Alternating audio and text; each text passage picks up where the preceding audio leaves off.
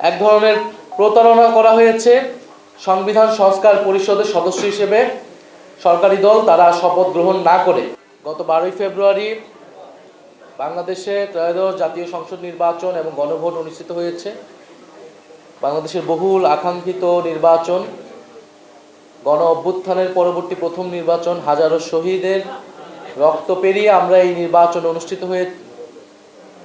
অংশগ্রহণ করেছি। আমাদের সকলের আকাঙ্ক্ষা ছিল এই নির্বাচনের মধ্য দিয়ে বাংলাদেশ গণতন্ত্রের পথে অগ্রসর হবে, বাংলাদেশের রাষ্ট্র সংস্কারের কাজ সম্পন্ন হবে, ফ্যাসিবাদের বিচার নিশ্চিত হবে, বাংলাদেশ আধিপত্যবাদ থেকে মুক্ত পাবে এবং দুর্নীতিমুক্ত সুশাসন নিশ্চিত করে আমরা একটি সমৃদ্ধ গণতান্ত্রিক এবং অন্তর্ভুক্তি বাংলাদেশ বিনির্মাণের পথে এগিয়ে যাব।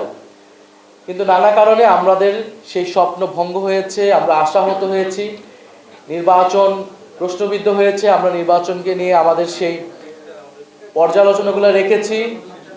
নির্বাচন প্রক্রিয়া, নির্বাচনে ভোট গ্রহণ সুষ্ঠু হলেও নির্বাচনের ফলাফলে কারচুপি হয়েছে এবং সেগুলো সত্ত্বেও আমরা গণতন্ত্রের স্বার্থে, আমরা দেশের স্থিতিশীলতার স্বার্থে আমরা এই নির্বাচনের ফলাফল বলা চলে মেনে নিয়ে আমরা সামনের দিকে এগোতে দিয়েছি। আমরা বাংলাদেশের জাতীয় সংসদকে এবং সংবিধান সংস্কার পরিষদকে কার্যকর করতে আমরা শপথ গ্রহণ করেছি। আপনারা জেনেছেন অলরেডি যে শপথ গ্রহণের প্রথম দিন, যেদিন শপথ গ্রহণ এবং মন্ত্রিসভার শপথ যেদিন গঠিত হলো, সেই দিনই কিন্তু বাংলাদেশের জনগণের সাথে, বাংলাদেশের যারা সংস্কারের জন্য প্রত্যাশী ছিল, যারা গণভোটে হ্যাঁ পক্ষে গণরায় দিয়েছে, তাদের সকলের সঙ্গেই এক ধরনের প্রতারণা করা হয়েছে সংবিধান সংস্কার পরিষদের সদস্য হিসেবে সরকারি দল তারা শপথ গ্রহণ না করে। যেখানে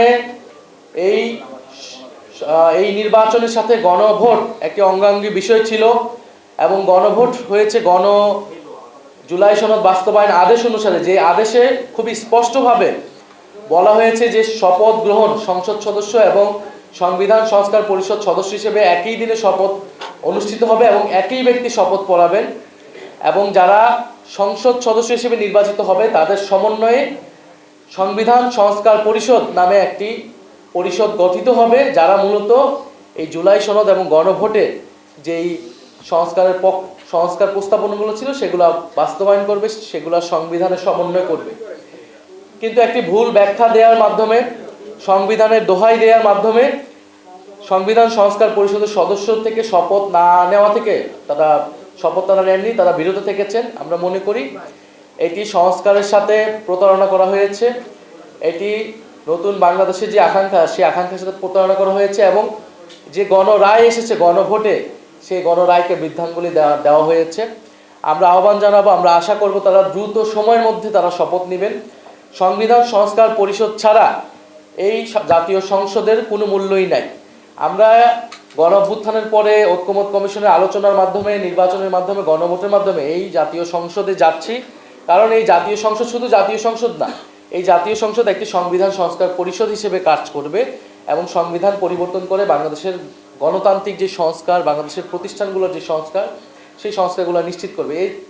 এটি না হলে বাংলাদেশ আসলে আগের বাংলাদেশই থাকবে, সেই স্বৈরতান্ত্রিক কাঠামোতেই থাকবে, সে আওয়ামী শেখ হাসিনার বাংলাদেশই কিন্তু আসলে থাকবে, জাস্ট অন্য মানুষরা এই দেশটাকে, এই রাষ্ট্রযন্ত্রটাকে চালাবে। আমরা নিশ্চয়ই সেটা চাই না।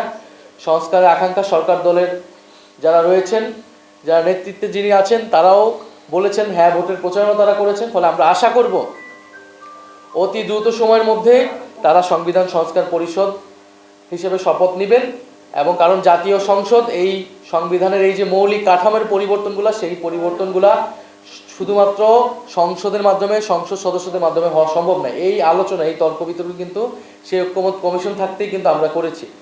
ফলে আমরা সরকারি দলের প্রতি আহ্বান জানাচ্ছি, দ্রুত সময়ের মধ্যে জাতীয় সংসদকে কার্যকর করতে সে অধিবেশন ডাকা হোক এবং তার আগে সংবিধান সংস্কার পরিষদ সদস্য হিসেবে তারা শপথ নিক এবং একই সময় যাতে সংবিধান সংস্কার পরিষদের অধিবেশন ডাকা হয়, আমরা সেই আহ্বান জানাচ্ছি।